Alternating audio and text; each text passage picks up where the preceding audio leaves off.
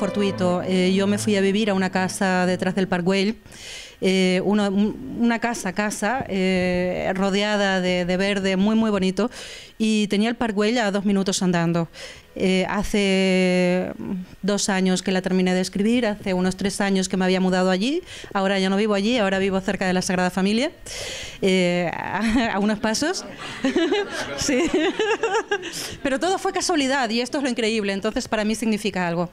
Y cuando estaba viviendo detrás de esta casa del Park Güell, yo, como le comentaba aquí a uno de los que estáis en el público, yo le comentaba que para mí el Park Güell, y en aquella época no estaba cerrado como ahora, se transformó como en una extensión de mi jardín particular. Yo iba allí a pasar noches, a pasar amaneceres, a tomar fotografías. Ya veréis que pasaré en el book trailer, que lo pasaré luego. Todas las fotos que aparecen de atardeceres, de amaneceres, están tomadas por mí a las 5, a las 6 de la mañana, algunas de la luna llena, a la 1, a las 2 de la mañana. Yo iba a aquel parque como si fuera mi casa y bueno, de alguna manera me sentí muy, muy vinculada al arquitecto. Y entonces fue ahí que surgió la idea de escribir la novela. Fue así, fue como una casualidad. Y luego cuando pensé, toda la idea que casi toda la gente que somos de Barcelona, bueno, yo tengo origen latinoamericano, pero nací aquí en Barcelona, y os puedo decir que hasta los 30 y tantos años me faltaba muchísima obra de Gaudí por conocer, y aún me falta obra de Gaudí por conocer. Yo creo que los japoneses y los rusos que vienen aquí conocen mejor que nosotros la obra de Gaudí. Pero bueno, cuando empecé a investigar sobre Gaudí, me pesaba un poco tener que escribir sobre un señor que casi todos tenemos la idea de que es una persona un poco parca, un poco que tiene un temperamento un poco difícil, ¿no? Hasta una persona aburrida, que en realidad es una falacia, porque una persona que hace unas creaciones tan coloristas y tan maravillosas y tan originales no puede ser una persona ni gris ni aburrida, pero bueno, era su aspecto. Y mucha gente aquí en Barcelona tenemos esa idea. Es un personaje, yo creo, muy poco y muy mal conocido. Entonces me pesaba un poco tener que escribir sobre él. Me gustaba su obra, pero no me gustaba él. Sin embargo, cuando empecé a profundizar mucho más en las biografías, en los ensayos y también en su propia obra, me di cuenta que no era así y que iba a ser muy divertido escribir sobre él y muy interesante. Era una persona muy profunda, con muchísimos conocimientos de una gran cantidad de pensamientos o filosofías mal llamadas secretas, ¿no? o discretas, como dicen algunos. Bueno, entonces pues creo que era una persona llena de vida, llena de color, tal como se refleja en su obra. Y bueno, surgió la idea de escribir el libro.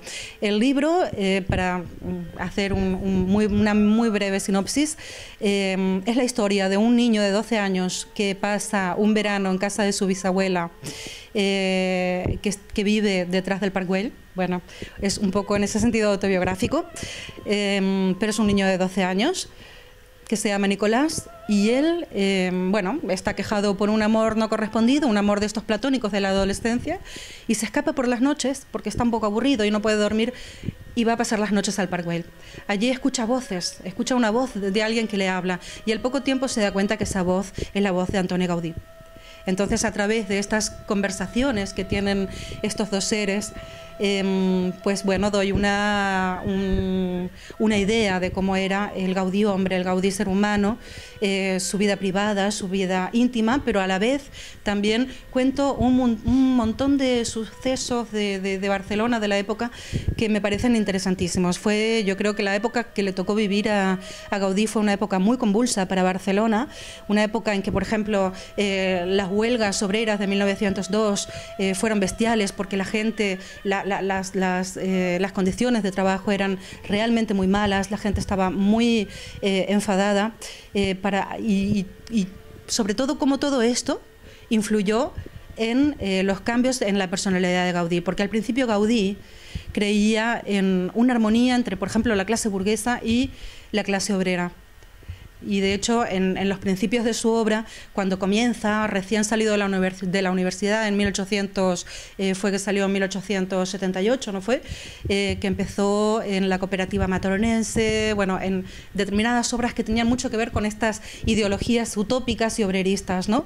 Y él estaba bastante inmiscuido en todo este tema. Pero luego, toda la historia de Barcelona va sufriendo unos cambios muy radicales, muy fuertes, que a él le influyen muchísimo, y su obra va cambiando y su personalidad va cambiando a la par que cambia también la historia y la cara de Barcelona. Y bueno, en definitiva es un poco eso. Por lo tanto, no es novela histórica, es novela contemporánea, pero también hay algunos capítulos que transcurren el 100% en la época histórica de Gaudí, para yo contar determinados hechos que me apetecía contar sobre la historia de Barcelona, y a la vez también tiene un poco de misterio porque al ser una conversación de una persona que murió, ¿verdad?, hace 90 años con un niño que vive en el 2014, pues trato el tema también de los fenómenos parapsicológicos y de la posibilidad de que haya vida más allá de la muerte, la posibilidad de que las personas podamos escuchar voces del más allá, o qué podrían ser esas voces. Y entonces ahí entra en escena pues un grupo que se llama la SEIP, que es la Sociedad Española de Investigaciones Parapsicológicas, que se sienten atraídos por lo que le está pasando a este chico y estudian el fenómeno, pero de una manera muy seria, ¿no? Aquí no hay una historia de fantasmas, sino que trato el tema con mucha seriedad, con mucha sutileza, y bueno, y también dejo abierta pues dejo abierta la posibilidad de que el lector lo interprete como él quiera, si fue la imaginación del chico o si realmente pasaron estos hechos.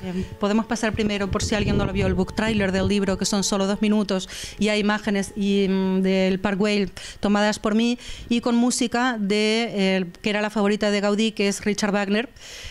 Bueno, aparecen Tannhäuser y Parsifal. Y luego lo otro que tenía preparado pues es un pequeño extracto de 20 segundos, perdón, de la voz de Gaudí, para que vosotros podáis comparar y realmente, bueno, el sonido es bastante malo, pero se llega a escuchar. Y realmente López Vázquez consigue la voz de Antoni Gaudí, que era una voz gruesa, potente, profunda, muy diferente a ese aspecto que él tiene así como de poca cosa, pero no. Realmente engañaba mucho su aspecto fisiológico. Y luego, pues, al final, si hay tiempo, pues os leeré 2 o 3 fragmentos del libro que tratan justamente de la música, porque la música para él fue muy importante. Su principal inspiradora, aparte de lo que es toda la simbología, de todas las sociedades secretas que él conocía perfectamente, fue la naturaleza, pero no solo la naturaleza, sino también la música. Él, a través de la música, creaba. Y bueno, entonces hay algunos fragmentos en el libro que hablan de esto específicamente, y bueno, si hay tiempo, pues lo dejamos para el final. Os leeré algunos extractos con música de la que él escuchaba, que es Parsifal de Wagner, Tannhäuser de Wagner, o por ejemplo Bach también le gustaba mucho, y bueno, como que la música también es bastante importante en la trama del libro. Pasamos el book trailer si quieres. Algunas amistades tardan tiempo en consolidarse, otras nunca llegan a hacerlo, pero a veces 2 almas se encuentran y forjan una amistad profunda en los primeros 5 minutos de contacto. Hacía tiempo que ya no me pasaba. Bueno, de hecho, nunca más me pasó en los siguientes 4 años, hasta ese extraño verano.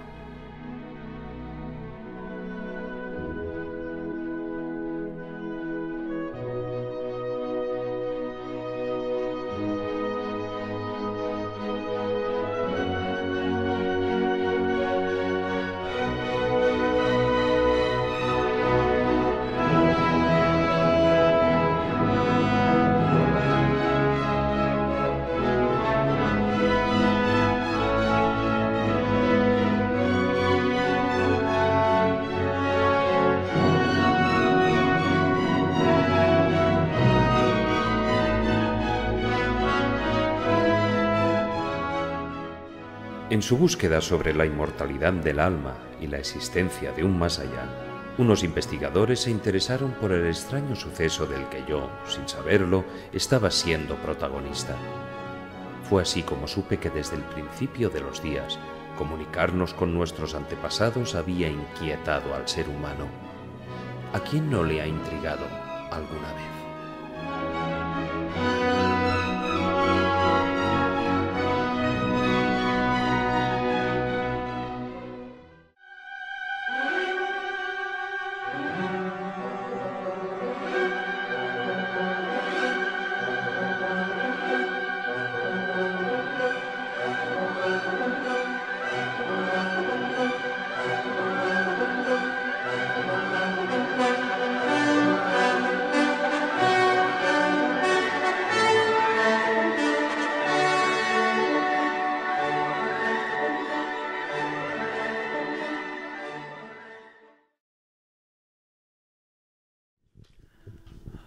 Hola, muchas gracias, te felicito por el estupendo trabajo y quería preguntarte algo. Nosotros los que somos totalmente iniciándonos en el mundo de Gaudí, yo por ejemplo he oído de algunas personas que son más expertas, que unos dicen que era masón, otros que no, unos que está comprobado, otros que no está en ningún lugar escrito.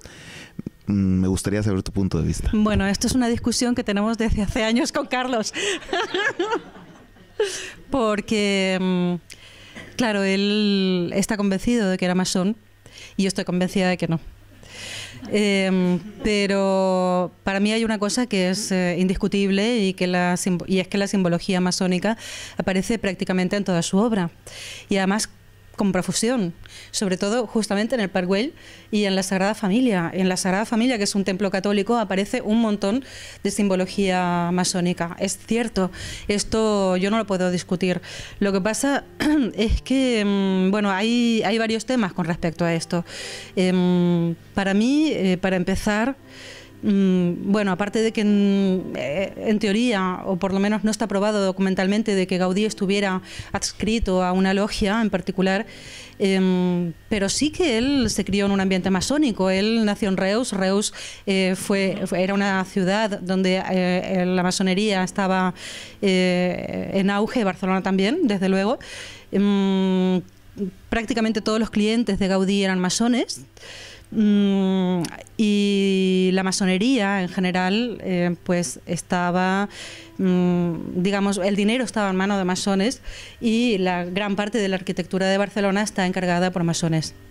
Luego, desde el punto de vista histórico, que como yo soy historiadora, pues peco un poco a veces de verlo todo en su contexto, tenemos que ponernos en la Barcelona de aquella época, en la Barcelona de finales del siglo XIX, principios del XX.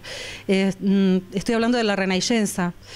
Barcelona pues llevaba algunos cientos de años, ¿no? Que había perdido sus instituciones y sus derechos en 1714, y en ese momento en Barcelona se experimentaba pues unas ganas y un auge de intentar recuperar la catalanidad. Y de alguna manera el movimiento modernista en el cual estaba también englobado Gaudí se relacionó con el movimiento de la Renaixença. Y por eso también fue el modernismo una corriente artística tan aceptada por todo lo que era toda la gente aquí en Barcelona, porque lo relacionaban con el catalanismo. Se estaba intentando recuperar el idioma, se estaba intentando recuperar la literatura catalana. En esto tuvo muchísimo que ver un gran amigo de Gaudí, que fue mossèn Jacint Verdaguer. Recuperar la lengua catalana, recuperar el escribir en catalán y el escribir obras en catalán, ¿verdad? Y bueno, estaba todo como mezclado, ¿no? De alguna manera. Y el tema de que, además, estuviera toda esta simbología masónica en la obra de Gaudí, tiene un poco que ver con esto. El arte y la arquitectura siempre han estado unidos toda la vida, ¿no? Entonces la simbología que aparece muchas veces en la arquitectura es una manera hace como de vehículo conductor a la recuperación de aquello que se quiere mostrar o de aquello que se quiere enseñar a la gente. A través del arte se enseña a la gente y se muestra lo que se quiere mostrar. Y en esta época, ¿qué se quería mostrar? Pues el auge de todas estas sociedades secretas, sobre todo la masonería, y el auge del catalanismo también. estaba todo metido en el arte.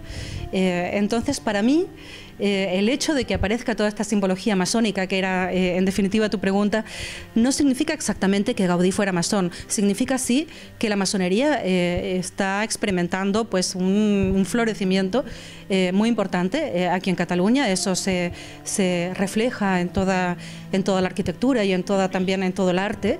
Y entonces, lógicamente, Gaudí introdujo esta simbología en su obra. Esta y otra simbología también, porque no solamente hay signos masónicos, sino también templarios, alquimistas, rosacruces, en fin.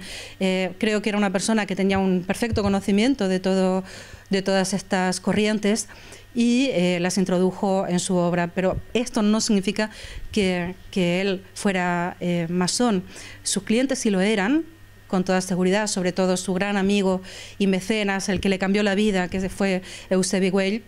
Pero a partir de la exposición de París de 1878, en la que Eusebi Güell vio aquel mueble que hizo Gaudí para Esteve Comella, el fabricante de guantes, y unos años más tarde se puso en contacto con Gaudí y le cambió la vida. Y no solamente le cambió la vida a Gaudí, sino que cambió toda la cara de Barcelona. Entonces, si él era su principal amigo, su principal mecenas y además su protector, y era masón, es muy lógico que en la obra que le encarga a Gaudí haya simbología masónica. Claro que el Templo de la Sagrada Familia no fue un encargo de Eusebi Güell, pero bueno, es como digo yo, para mí la simbología históricamente aparece como un vehículo para transportar algo del pasado que se quiere mostrar, se quiere recuperar. Entonces, bueno, este es mi punto de vista. Simbología masónica hay mucha y yo creo que casi todo el mundo la conoce, pero bueno, no voy a enumerar todo lo que hay. Son muchas cosas. Si alguien quiere saber, pues puede preguntar. Hola, buenas noches. Quería preguntar si sabes algo sobre su vida íntima, si tenía novia, si quería casarse, porque dicen que no tenía nadie, y bueno, no se sabe, ¿no? Si sabes algo, si has encontrado alguna cosa muy interesante de esto. Si lees la novela, pues podrás saberlo. Pero te puedo adelantar que su único amor, pero que fue amor platónico en definitiva, fue el amor que tuvo durante años, 3 años o 4, con Pepeta Moreu, que fue en la época que él estaba en la cooperativa mataronense, donde empezó, como dije antes, recién salido de la universidad, en 1878 hasta 1885 estuvo trabajando con la cooperativa mataronense y ella daba clases de piano allí y de idiomas en la escuela de la cooperativa mataronense, porque en aquella época, en Barcelona, como dije, las ideas utópicas y obreristas estaban en auge y este tipo de cooperativas obreras se hacían con escuelas para los trabajadores, casas, en fin. La burguesía parecía que era como muy proteccionista con la clase obrera. Y Pepeta Moreu fue su único amor platónico, eso sí, reconocido, que está incluso documentado. Pero hay una anécdota muy interesante, que esto es un poco menos conocido que el tema de Pepeta Moreu, que todos sabemos que existió y que, bueno, fue Gaudí estaba muy enamorado de ella. Y que además era una mujer muy adelantada a su época y que estaba interesada por los temas espiritistas, que también me sirve para hacer una unión de temas en el libro, porque Gaudí probablemente tuvo acceso a los primeros libros sobre espiritismo de Allan Kardec. Si alguien sabe de estas cosas, de fenómenos paranormales, pues conoce a este autor, que fue de los primeros que lo trató de forma seria. Pero hay me voy por las ramas. Hay una anécdota sobre otro amor de Gaudí, pero también platónico, por cierto, mucho antes todavía, cuando era más joven que cuando se enamoró de Pepeta Moreu, durante su época de estudiante en la universidad. parece que se enamoró de una chica muy joven que era extranjera, no se sabe de qué país, pero que estaba prometida ya. Esto lo sabemos porque lo podemos inferir a través de un poema de Joan Maragall, un poema que se llama La Calaverada, que escribió Joan Maragall, su gran amigo también, en 1904. Él habla en este poema de un muchacho muy vivaz, de ojos de vivos ojos azules y pelo rojizo y barba rojiza, que se enamora de una chica, y cuenta toda una anécdota de que cuando este muchacho viaja por Europa, se desvía de su viaje. Él viaja por Europa todo en el poema, para conocer las catedrales de Europa para su trabajo, y se desvía de su ruta por las catedrales para ver de nuevo a esta chica que había conocido y de la cual se había enamorado en casa de un amigo durante 15 días, que era extranjera. Entonces, bueno, se infiere, los biógrafos de él, los grandes estudiosos de la vida de Gaudí, piensan que esta persona de la que habla Joan Maragall en este poema, La Calaverada, es justamente Antoni Gaudí. Estos serían los únicos dos amores platónicos que más o menos se les conoce. Uno, el de Pepeta, porque está documentado, y el de esta chica que no se sabe su nombre, a través del poema de Joan Maragall. Pero aparte, bueno, he leído por ahí que hubo otras 2 o 3 mujeres, nada más. Pero casi siempre cosas platónicas. No se le conoce ninguna relación formal. Para nada. Esto también hace que cambie bastante, porque él de joven era una persona bastante mundana, no tenía mucho que ver con esta imagen del místico, de la persona encerrada en sí misma y un poco antisocial que conocemos, sino que de joven era una persona completamente mundana, un hombre con mucho interés por el sexo opuesto. Y estas frustraciones a él le cambiaron mucho, porque se ve que era una persona muy apasionada y muy romántica, contrariamente a lo que pareció después de adulto y de mayor. Y entonces todos estos amores frustrados a él le cambiaron mucho y le apagaron mucho el carácter. No apagaron, sino que, bueno, de alguna manera pues se hizo cada vez más místico, más interesado en su trabajo, hasta que al final le dedicó el 100% de su vida al trabajo. Así que es verdad que no tuvo amores, grandes amores. De salud no tenía muy buena salud.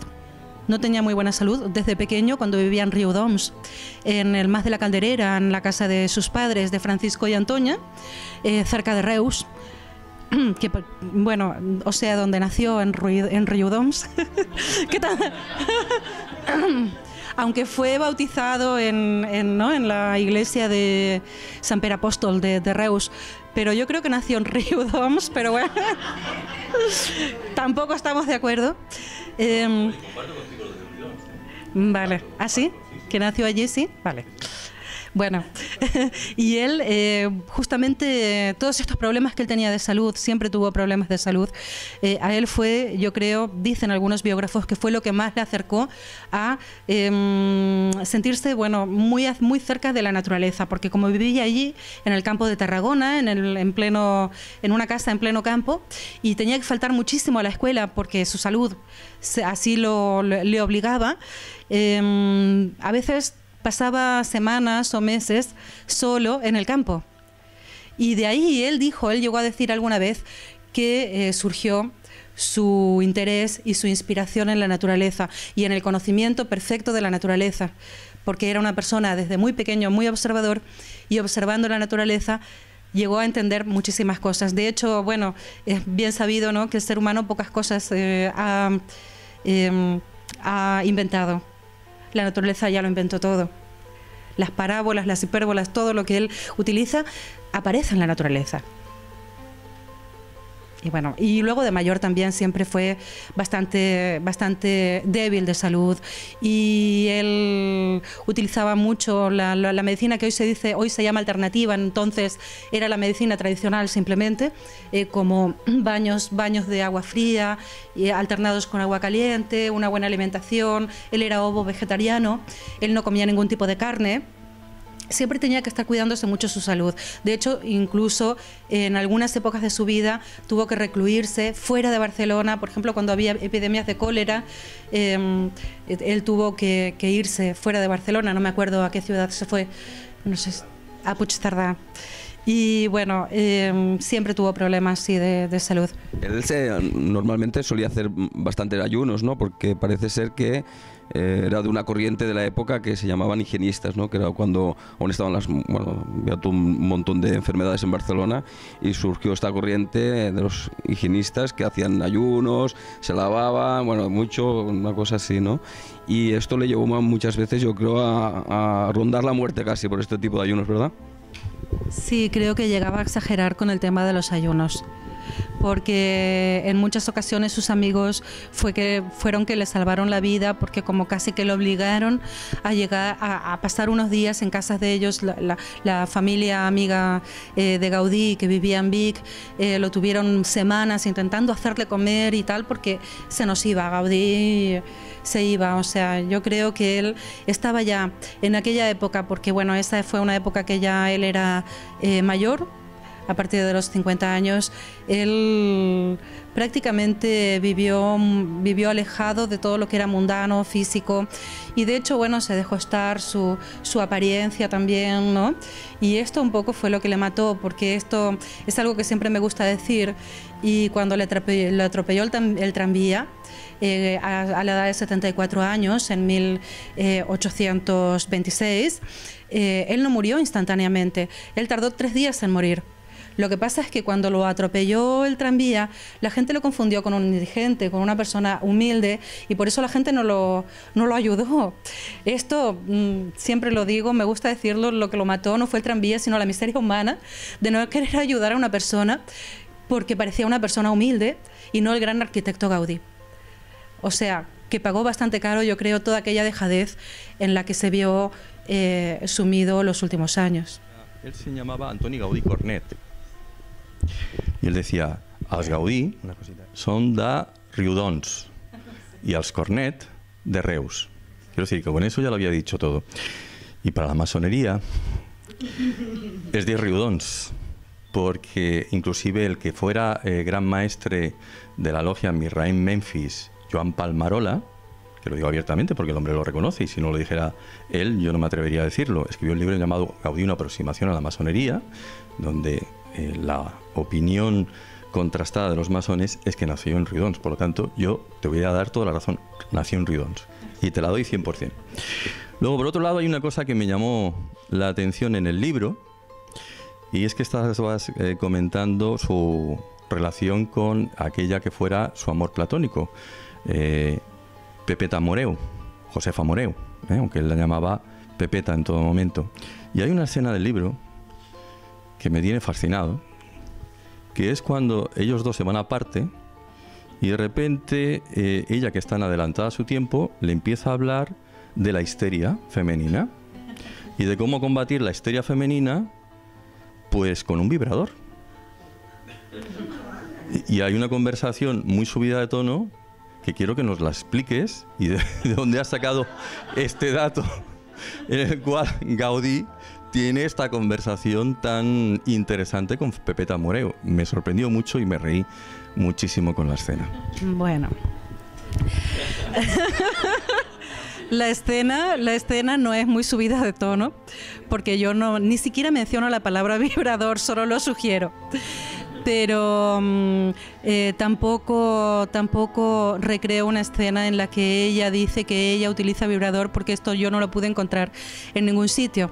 De hecho, la primera versión de La sombra de Gaudí era la hermana de Pepeta Moreu la que necesitaba ir al ginecólogo de la familia, al doctor, ahora no me acuerdo el nombre, que era realmente el doctor de la familia, pero luego una muy importante que trabaja hace 20 años con Gaudí, una muy importante biógrafa de Gaudí, me dijo: puedes tener problemas con esto si no está documentado en ningún sitio. Entonces tuve que traspolar la experiencia con el vibrador a una amiga de la hermana de Pepeta Moreu. Entonces el libro, claro, porque si no iba a tener problemas con la familia Moreu.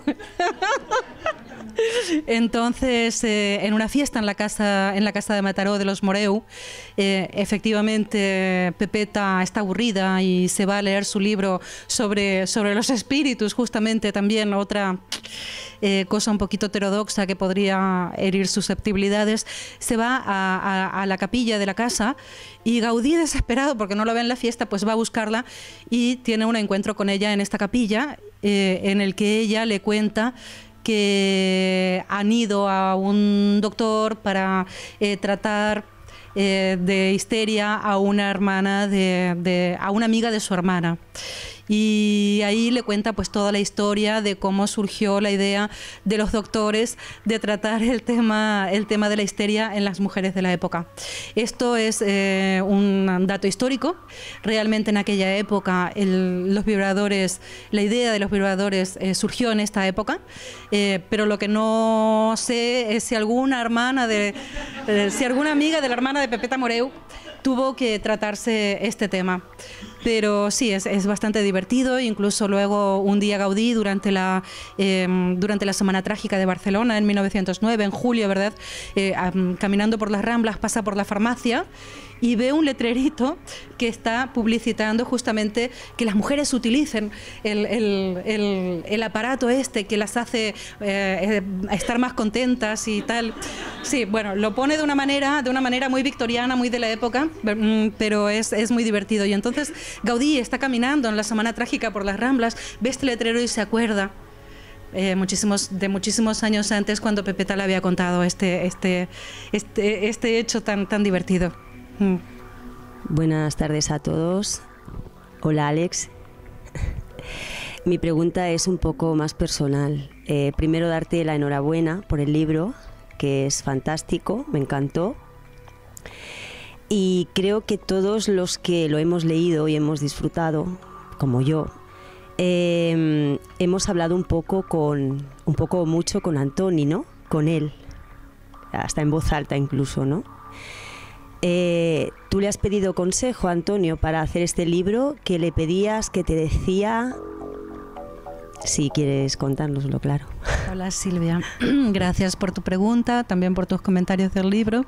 Sé que publicaste una reseña maravillosa sobre él. Y bueno, y gracias por estar aquí, y también a todos vosotros, que no sé si no lo he dicho en ningún momento, pero muchísimas gracias. Pues claro que estuve mucho tiempo conversando con Gaudí. De alguna manera, el año y medio más o menos que estuve entre documentarme y escribir la historia, me sentí muy unida a Antoni Gaudí, casi como si estuviera vivo. De verdad, o sea, casi como si estuviera vivo. Y tuve la suerte de estar viviendo ahí al lado de su parque, al lado de donde él vivió 25 años de su vida. 20 años de su vida, desde 1905 hasta 1926, antes de morir. Y bueno, entonces realmente sí que iba por las noches al Parc Güell, cuando no había nadie, cuando estaba completamente sola en el parque, a hablar con él. Nunca tuve la suerte de escucharlo como el protagonista del parque del libro, Nicolás, pero casi. Llegué a olerlo. Os lo prometo. Llegué a olerlo, llegué a sentir su presencia. Nunca le escuché, pero sí fui un día con una amiga que estudia fenómenos paranormales, que tiene un aparatito de esos que captan inclusiones, que captan psicofonías, y ella captó, pero no era Gaudí, eso sí, era otra voz. Captamos voces, pero ninguna era Gaudí. Nosotros hacíamos preguntas a Gaudí. ¿Estás por ahí? Me gustaría preguntarte cosas, porque estaba escribiendo en ese momento. Yo le decía, ¿estás por ahí? Quiero preguntarte cosas. Y le hacía preguntas concretas, y quedaron grabadas voces, pero no eran... Ninguna respondía a nuestras preguntas y no era Gaudí. Hubiera sido ya del todo maravilloso. Pero sí que me sentía tan unida a Gaudí que llegué a hablar, o casi a hablar con él. En el libro, porque siempre nos vamos a referir en todo momento a lo que cuentas en la novela, se habla de las conversaciones. Puedes preguntar lo que quieras, ¿no? Hoy no es mi día, hoy vamos a dejarlo.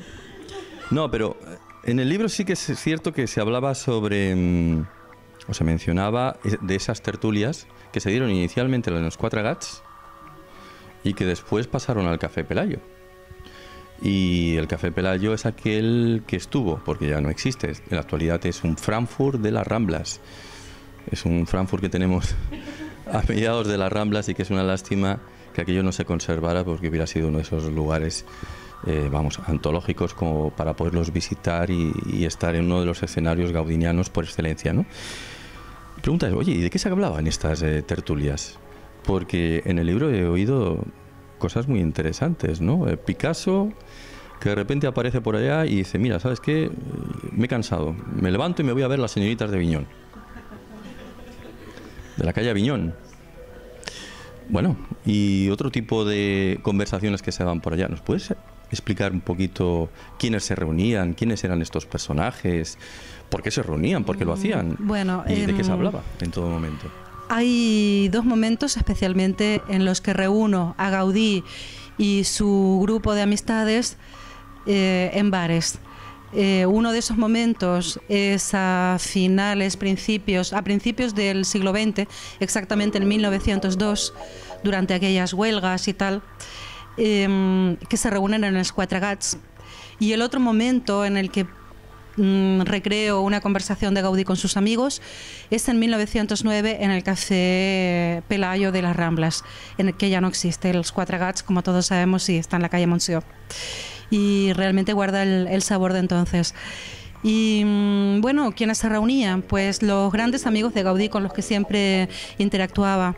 Joan Maragall, el poeta, el también poeta pero sacerdote también, Mossèn Jacint Verdaguer, Ramón Casas, el pintor, Pablo Picasso, como bien ha dicho Carlos. Bueno, Pablo Picasso no está presente en los Quatre Gats en 1902, pero sí está presente en 1909 en el Café Pelayo. De todos modos, Pablo Picasso es muy importante para los Quatre Gats, porque fue ahí donde Pablo Picasso hizo su primera exposición, cuando era muy jovencito. Y bueno, por ejemplo, en la reunión esta que tienen estos amigos en el Café Pelayo de las Ramblas, es muy interesante porque el café prácticamente abre solo para ellos, porque es una recreación de esa semana trágica de Barcelona en la que casi todos los negocios cierran, porque las revueltas y las huelgas se han transformado prácticamente en una especie de guerra civil en la que el pueblo llegó a quemar en toda Cataluña 80 edificios religiosos, entre iglesias, conventos, escuelas de monjas o de curas, 80 edificios o 80 y tantos. Entonces, bueno, se vivía un caos en Barcelona. Y estos amigos de Gaudí se reúnen en el Café Pelayo, y de hecho también es muy interesante porque hay un hecho muy luctuoso que cuento en el camino ese que hace Gaudí desde la iglesia de San Felipe Neri, a donde va a ver a su amigo, en donde él se confesaba cada día, hasta el Café Pelayo para ver a sus amigos burgueses. Gaudí ve una escena terrible, y es un grupo de personas que están bailando en una especie de procesión por las Ramblas con momias de monjas. Y esto es real, es un hecho real.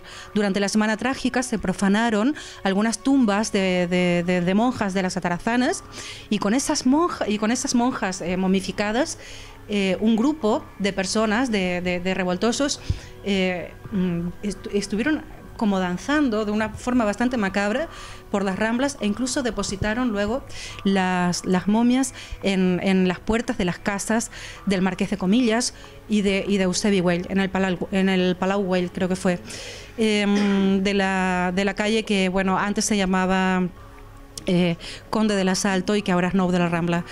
Entonces, bueno, este tipo de hechos terribles que vivió Barcelona me gusta mucho recrearlos en la historia.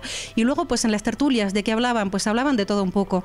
Eran un movimiento sobre todo político, todos eran bastante catalanistas, como dije antes, estaban todos inmersos en esa renaixença, en esas ganas de recuperar de nuevo la lengua y la literatura catalana y la cultura catalana y la catalanidad en general. y hablaban sobre todo de esto, pero también de arte, porque había muchos poetas, muchos pintores como Picasso, como Joan Maragall, como el propio Jacint Verdaguer, a quien le debe tanto Cataluña, ¿no?, en la recuperación de la lengua. Y bueno, hay algunos episodios, porque no me gusta dramatizar demasiado, doy datos históricos, pero para alivianar el tema, pues doy también algunos datos divertidos, como este de que en plena Semana Trágica de Barcelona a Pablo Picasso no se le ocurre ninguna mejor idea que invitar a los amigos a ver a las señoritas de Aviñón. Y de esta manera pues yo cuento partes de lo que fue el cubismo para Picasso, de cómo surgió el cubismo en París, de cómo surgió la idea de que Picasso era cubista, ¿no? Porque es que, bueno, de una manera muy amena en realidad, porque hay mucho dato histórico, podría transformarse en algo muy pesado, es algo que me han dicho, hay mucho dato histórico, pero no resulta pesado porque se cuenta de forma amena, con anécdotas divertidas y tal, y siempre documentadas históricamente. ¿Te ha costado mucho hacerte con este vídeo de la voz auténtica de Gaudí? No me ha costado mucho porque está en internet. En realidad es un extracto de la primera parte de la introducción de una película sobre Gaudí también. Yo diría que de Huerga, si mal no recuerdo. Y solo la primera parte es esta voz de Gaudí. Yo solo corté el trocito donde aparece su voz. Está en internet, está en YouTube. Y si buscáis en Google La sombra de Gaudí, hay un blog que os aparecerá en primer término, que es todo sobre cosas de Gaudí, sobre cosas del libro. Es uno de mis blogs, el que está dedicado a este libro. Y en la parte de documentales podréis ver esta película, podréis ver la película donde aparece la voz de Gaudí y un montón de cosas interesantes y de documentales interesantes sobre el arquitecto. Bueno, primero pedirte disculpas porque no he leído aún el libro. Te puedo asegurar que lo voy a leer. Bien. Bueno, sabemos que Gaudí revolucionó la física arquitectónica, ¿no? Con sus columnas, con todas sus cosas. ¿Tú crees que él era consciente de este descubrimiento que muy posteriormente tampoco se reconoció tanto? Descubrió arcos, descubrió muchas cosas. Él era consciente de lo que estaba haciendo y luego, ¿tú crees que se le reconoció lo suficiente? Yo creo que él era perfectamente consciente de que estaba abriendo un nuevo camino, de que era una persona muy creativa, muy original y muy diferente a los demás, pero atribuía este hecho a su comunicación con Dios o con el más allá o con algún espíritu. Él siempre hablaba de ángeles, por ejemplo. De algún lado a él le venían las ideas. De hecho, yo creo que en la universidad pocas cosas de las que aprendió en la universidad luego aplicó en su trabajo. Yo creo que aplicó más lo que él aprendía como observador, como gran observador que era y como gran estudioso de pensamientos herméticos. Allí también él aprendió muchísimo, pero sobre todo observando, porque a él se le encuadra dentro del modernismo, por ejemplo, pero él aprendió mucho del gótico y de otras corrientes.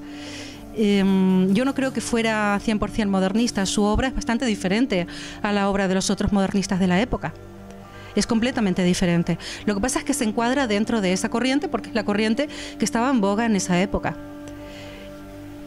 Y además también a él le convenía estar dentro de esa corriente porque es la que estaba de moda y es la que estaba aceptada por la opinión popular. Pero sus obras no son 100% modernistas. Creo que tiene mucho del gótico sobre todo. Y bueno, yo creo que luego pues muchas de las soluciones estas que tú dices que creó y que no se le reconocen en su totalidad, las aprendió directamente de la naturaleza, como gran observador que era. Y respecto a si está reconocido, yo creo que actualmente sí. En este momento sí, pero después de muchísimos años que estuvo prácticamente olvidado. Y de hecho, y lo hablábamos contigo hace un ratito, fue Dalí en los años 70 que recuperó las obras de Gaudí haciendo fiestas en el Park Güell. Hay un montón de fotos que documentan este hecho. Pero hasta ese momento, a partir de la muerte de Gaudí, prácticamente no se habló de Gaudí. Sus obras estuvieron prácticamente abandonadas. Pero yo creo que hoy en día sí, hoy en día ya se le valora. El Parque Güell, ahora estaba recordando, que tú y yo también tuvimos oportunidad de verlo. Hay un fragmento de una película protagonizada por Christopher Lee que se llama, no sé, Las novias de Fu Manchu, algo relacionado con Fu Manchu. Y resulta que Fu Manchu vive en el Parque Güell, porque lo que se ve es precisamente a Christopher Lee bajo las columnas de la sala hipóstila del Parque Güell, lo cual me hizo muchísima gracia. Y hablando de películas, me he acordado también ahora, yo soy de la generación de Expediente X, bueno, como tantos otros aquí, ¿no? Y ya sabéis que los domingos, vamos, estuviéramos donde estuviéramos, teníamos que ir a Telecinco a ver un capítulo más de Mulder y Scully, ¿no? Y de repente un día, aquello se terminó no por Telecinco, sino porque además hubo que buscarse la vida para conocer el final, porque tiene final Expediente X. Y al cabo de unos años apareció Fringe, de los mismos autores de Expediente X, ¿no? Y Fringe, que es de JJ Abrams, pues que ahora está tan de moda este director, pues yo sin quererlo ni beberlo y sin saberlo, un día estoy viendo que uno de los protagonistas se va a un universo paralelo y de repente aparece al lado de un hotel de Gaudí en la ciudad de Nueva York. Y cuál es mi sorpresa cuando también lo encuentro mencionado en tu libro. Y entonces me gustaría pues que nos dieras algo más de información. ¿De dónde salió este dato que se ha conocido muy tarde y que inclusive los mismos norteamericanos hoy lo dan prácticamente 100% por válido y sale mencionado en la serie de televisión Fringe, ¿no? Entonces, por cierto, se puede ver este fragmento en el Centro de Interpretació de Reus, que está dedicado a Gaudí, y en una de las salas continuamente se va reponiendo ese fragmento de la serie televisiva, pues para que veamos el hotel terminado, ¿no? ¿Nos das un poquito más de información sobre el hotel? Bueno, yo tengo entendido de que esto que aparece en la película es una reconstrucción. El hotel fue un proyecto que tuvo Gaudí, pero que nunca se llevó a cabo. Esto es lo que yo tengo entendido. Sí. Entonces, sí que, claro, sí que existen los planos, y a partir de los planos hicieron esta reconstrucción para la serie de Fringe, que también lo vi, también me llamó mucho la atención. Y también lo podéis ver en el libro, en el blog, perdón. Y bueno, mucha información más no tengo. O sea, hubo 2 proyectos que Gaudí tuvo en el exterior y ninguno de los 2 proyectos prosperó, que fue este del hotel de Nueva York y el del Tánger, ¿no? Y ahora también hace poco tiempo me enteré de un tercer proyecto que Gaudí tuvo en el extranjero y que probablemente va a ser el único que podamos ver terminado, y está en Chile. En Chile, dentro de muy poquito tiempo, están trabajando en ello. Vamos a tener una capilla que es una copia exacta de la Capilla de la Asunción, que va a estar en la Sagrada Familia. Esto es una historia bastante larga de un capellán chileno que visitó la Sagrada Familia, le gustó mucho la obra de Gaudí, y años después, ya en los últimos años de la vida de Gaudí, se pone en contacto con él para que por favor le mande un plano hecho por él para hacer una capilla en Rancagua, que es una ciudad de Chile, del sur de Chile, y bueno, del centro de Chile. Y Gaudí le dice que no, pero para no dejarle con las manos vacías, le envía una copia de un plano que sí que ya tiene para la Sagrada Familia. Por lo tanto, de aquí a unos años tendremos 2 capillas exactas de Gaudí, las 2 proyectadas por Gaudí, una aquí en Barcelona y la otra en Rancagua.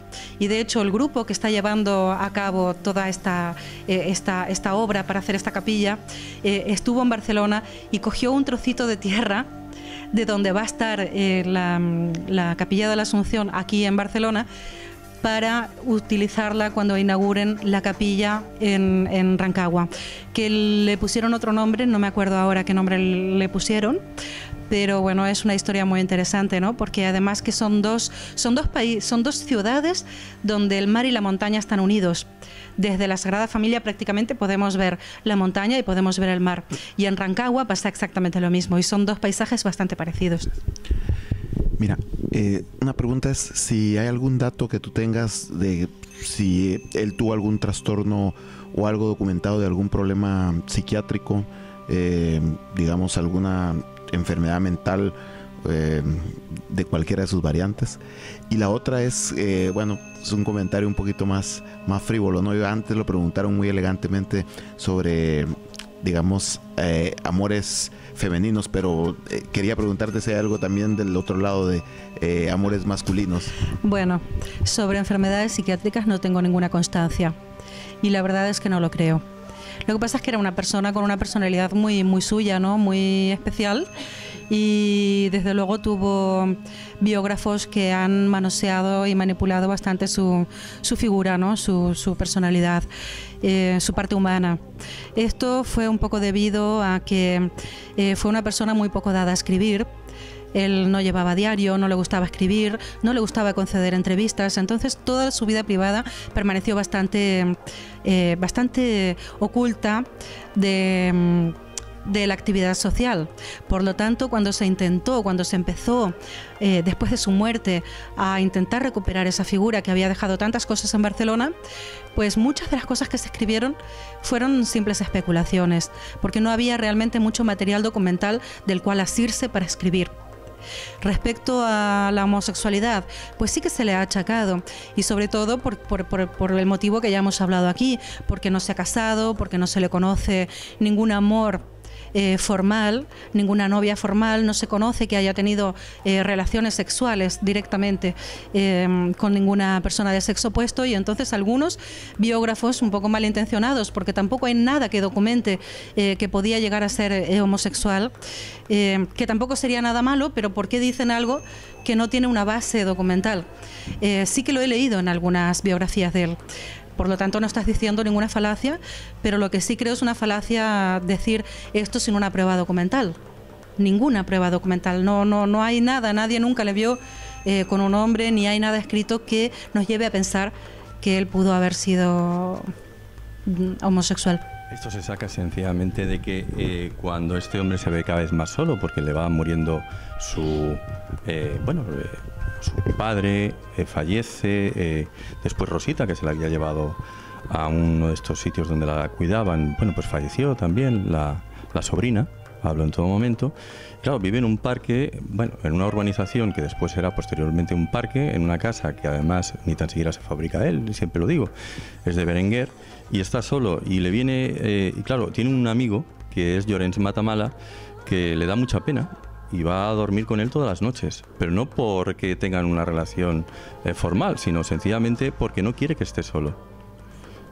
Yo siempre lo cuento como anécdota. Fijaos si lo quería Llorenç Matamala a Antoni Gaudí, que su hijo, que escribió un libro sobre anécdotas de la vida de Gaudí, explica en ese libro que el día que murió su padre de un cáncer de piel, cuando estaba prácticamente expirando, él, Joan Matamala, junto a su hermana, vio como su padre se incorporaba de la cama antes de fallecer y dijo textualmente: «Hombre, Antoni, me alegro mucho de verle. ¿Cuánta luz lleva usted a su alrededor?». Y luego murió. Eso lo cuenta el hijo. Pero es por una cuestión de el mutuo afecto que se tenían el uno con el otro, y que además explica a su hijo sin ningún tipo de rubor. Pero eso no quiere indicar, evidentemente, que este hombre fuera homosexual. Para mí, una persona que diga algo parecido, con todo el respeto, por supuesto, porque cada uno es libre de hacer con su vida lo que le dé la gana, faltaría más, vivimos en un mundo libre, al menos se supone, ¿no? Pero con todos los respetos, bueno, pues evidentemente Gaudí no lo era. Eso está claro, o más claro que el agua. Tu novela finaliza con una caja, una maravillosa caja que descubre este niño que tú mencionas, Nicolás, ¿no? Y que, bueno, pues no sé si queda del todo claro qué había en esa caja, porque es importante, o tan importante, que Gaudí no quiere que la conozca el mundo. Mi pregunta es: ¿qué había realmente dentro de esa caja, ¿no? Carlos, yo no te puedo contestar a esa pregunta porque doy el desenlace del libro y luego ya no lo querrán leer. Pero bueno, sí que hay una famosa caja que aparece bastante en la trama del libro desde el principio, porque Nicolás tiene una tía que es arqueóloga y entonces tiene la manía de hacer pequeñas excavaciones en su jardín con un amigo de él que se llama Rainer. Y entonces en una de esas excavaciones encuentran una cajita metálica y no pueden abrirla porque está cerrada con un candado y está herrumbrado y entonces no son capaces de abrirla. La bisabuela del niño ve que tiene esta caja. No, el propio Gaudí le pide que vuelva a enterrar la caja porque no quiere que esa caja vea la luz.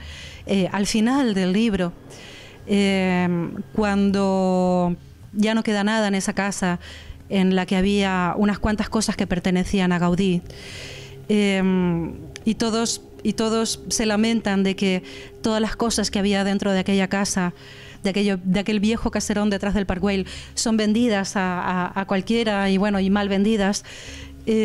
Como pasó realmente con sus cosas cuando él murió, con sus cosas del Park Güell.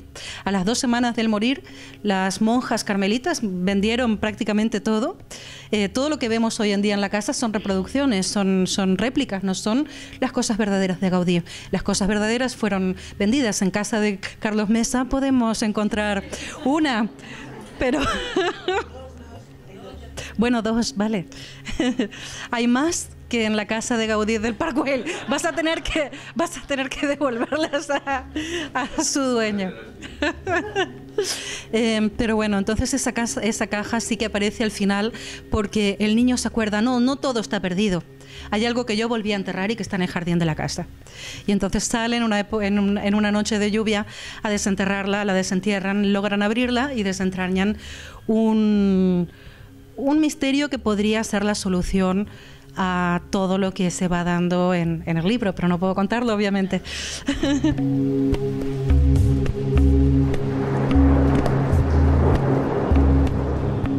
Miró la posición del sol en el cielo, que apenas se adivinaba entre las cenizas flotantes. Las 9 de la mañana y aún no había acudido a la obra del templo, igual que en los últimos días desde que había empezado la huelga general. A sus 57 años nunca había vivido un día sin trabajar, desde que empezara de muy niño en el taller calderero de su padre en los alrededores de Riudoms, excepto cuando los problemas reumáticos que de vez en cuando le aquejaban le impedían una normal movilidad. Hasta esos días infames. Llevaba 2 días sin salir de la urbanización, pero ya era suficiente. Debía ponerse en manos a la obra, aunque no estaba seguro de encontrar allí a nadie. Desde el interior de la casa le llegaban las notas de Tannhäuser, del gran compositor por él admirado, Wagner, que sonaban penosamente en el viejo gramófono. Hay un capítulo donde Gaudí va con sus amigos, con algunos de sus amigos, al Teatro Liceo a ver el estreno de Parsifal, de la ópera de Wagner, que es una obra preciosa y que también era una de sus favoritas. Y es una anécdota bastante interesante y que está documentada y que es verdad que pasó. Estamos hablando del primer día de enero de 1914, después de que durante 30 años la ópera no había podido ser representada, esta ópera de Wagner no había podido ser representada en ningún otro sitio del mundo que no fuera en Alemania, en el Festspielhaus de Bayreuth, en Alemania. Y a partir del primer día de enero de 1914 se había levantado esta prohibición, y lo que hizo Barcelona para ser la primera en poder representar la ópera de Parsifal, la ópera de Wagner, fue representarla a las 12:01 del día 1 de enero de 1914. Entonces, Gaudí, que no era muy noctámbulo, lo llevan allí a ver, y bueno, realmente no sé si Gaudí fue a ver esta ópera, pero sí sé que Gaudí solía ir al Teatro Liceo, así que bueno, podría ser probable, ¿no? Por lo tanto, cargando ese estado de ánimo y a pesar de ser buen apreciador de la música, las 3 horas y media de representación de los 2 primeros actos le habían sumido en momentos sumamente soporíferos, envuelto en aquellas inacabables retahílas monótonas. Y todo ello, sin contar las horas extraordinarias en que la representación se había llevado a cabo, para no solaparse con las restricciones impuestas por la prohibición hasta 1914.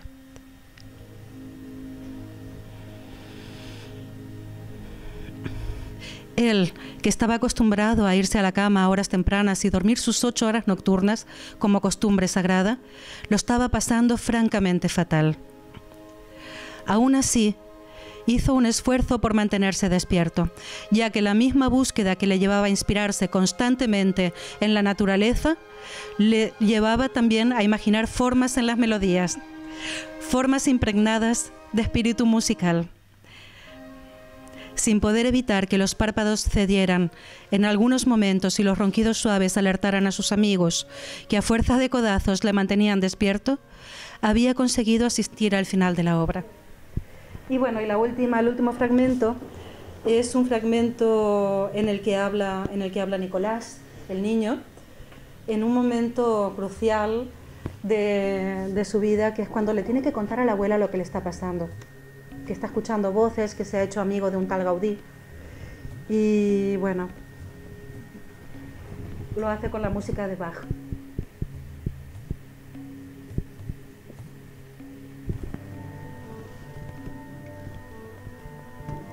Las notas de la suite número 1 para cello de Bach, una de sus composiciones favoritas, comenzaron a flotar en el aire predisponiendo, o eso esperaba yo, a la paz de espíritu que necesitaría mi bisabuela, no solo para comprender mi extraña relación con Antoni, sino para aceptar mi omisión respecto a las salidas secretas que realizaba desde hacía 2 semanas casi todas las noches.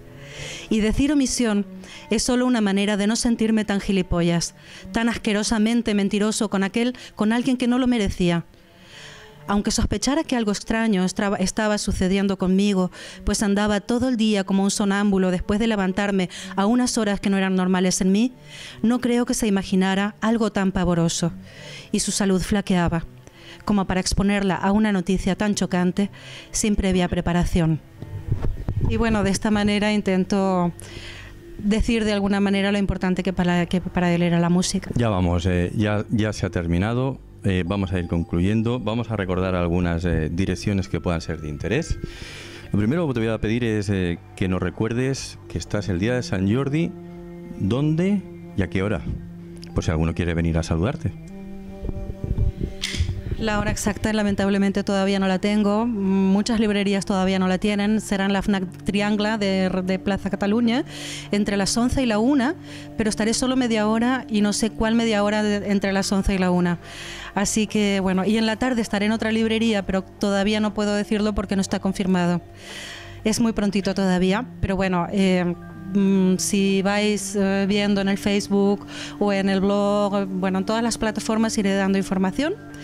Me podéis encontrar en alexguerraterra.blogspot.com o en lasombradegaudí.blogspot.com, y si no, a muchos los tengo también en el Facebook y en Google y en Twitter, y en fin, bueno, hoy en día estamos todos conectados. Nada, que la agreguéis a las redes sociales, que la agreguéis en Facebook, buscáis Alex Guerra, Terra, y nada, la metéis ahí. Ese maravilloso Facebook que bueno, que te dicen, tienes más amigos falsos que amigos del Facebook, ¿no? Hay por ahí una frase de esas cachondas. Bueno, pues que nada, que la agreguéis ahí en las redes sociales, que os voy a dar unas cuantas direcciones más para que tengáis información. Esto que hemos hecho hoy se transmitirá quizá dentro de 1 mes y medio o 2 meses a través de cienciayespiritu.com. Evidentemente necesita una edición, no sale tal cual, aquí habrá una persona pues que nos lo edite y que bueno, pues que si queréis verlo posteriormente, allá es donde os lo vais a encontrar. Que ya conocéis las direcciones de Alex, que si queréis también anotar planetainsolito.es, por la sencilla razón de que seguiremos realizando docuforums, el próximo ya en una sala más grande, como podéis ver, y que si tenemos la ocasión, pues versará sobre el mundo del catarismo, que también es importante. Siempre tocamos misterios, pero dentro de la historia y con una cierta seriedad. Nada más, voy a darle... Bueno, te voy a preguntar algo primero. ¿Te lo has pasado bien, Alex? Me lo he pasado fenomenal. Habéis sido un público muy activo, habéis hecho muchas preguntas, así que me siento como en casa, como con amigos. A muchos ya os conocía, pero a la mayoría no. Y bueno, me siento muy bien, muy tranquila, como si estuviéramos en el comedor. Además, estos sofás son muy cómodos. Hasta he llegado a escuchar algún ronquido por ahí. Sí.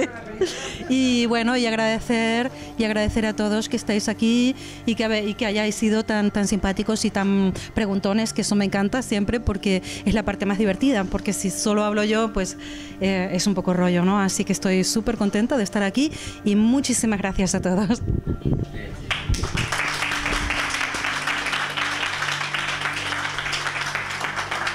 Pues no me ha hecho falta ni pedirlo. Cerramos aquí el aplauso, quería pedíroslo, y cerramos aquí. Y nada, si queréis hablar con Alex o pedirle que os firme algún libro, está a vuestra disposición. Y hasta el... Algunas amistades tardan tiempo en consolidarse, otras nunca llegan a hacerlo. Pero a veces dos almas se encuentran y forjan una amistad profunda en los primeros 5 minutos de contacto. Hacía tiempo que ya no me pasaba. Bueno, de hecho, nunca más me pasó en los siguientes 4 años, hasta ese extraño verano.